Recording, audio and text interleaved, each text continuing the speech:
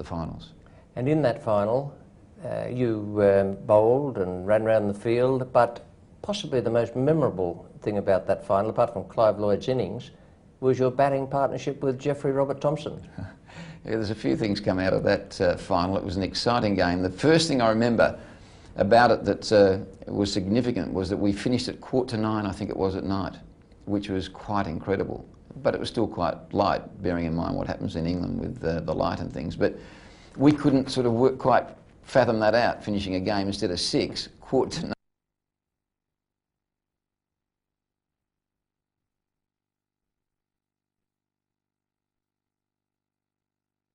A game instead of 6, 9:15.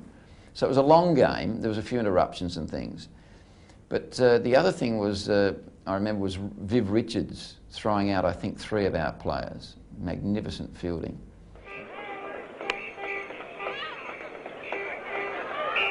And very close, yes, he's run him out. So Clive Lloyd, come on. A throw there from Viv Richards, a delighted Viv Richards. And Alan Turner, slow to set off, was ambling through, thinking he was safely home. But the speed, mobility of Richards tricked him in the end.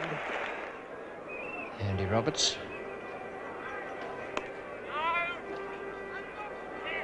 Oh, and there must be a run out here. He must be out. Richards again. Tragedy for Australia. Absolute tragedy with a misfield there. The old rule of never run on a misfield still holds good. So a man on the deep mid-wicket boundary. 2 men back now. Here are the fields. I think that Ian Chappell will be having something of a dart at him. Well, there's plenty of open spaces. And again they're in trouble, and again he's run out. Oh dear, what a calamity for Australia. And it's this man Richards again.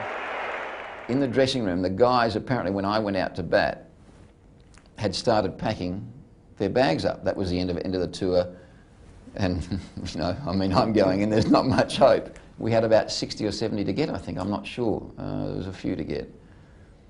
And it just all started to happen. Tom and I threw the bat a bit, and a few agricultural swipes, a few reasonable defensive shots, a little bit of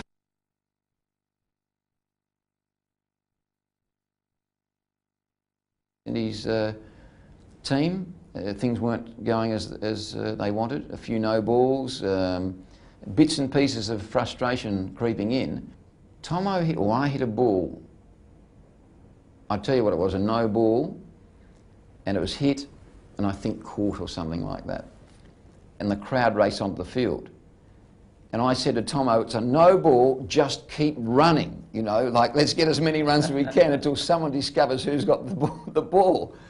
Tomo ran about 2, I think, and then we sort of went for safe and stayed in our crease.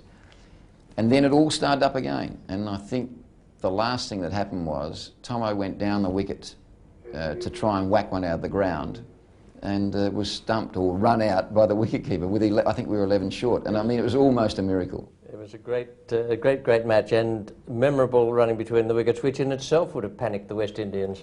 Well, especially seeing that Viv was running, you know, the top players out everywhere. Our running wouldn't have been anywhere as precise as theirs. Well, a little after that, you came up against Graham Gooch for the first time. Now, since then,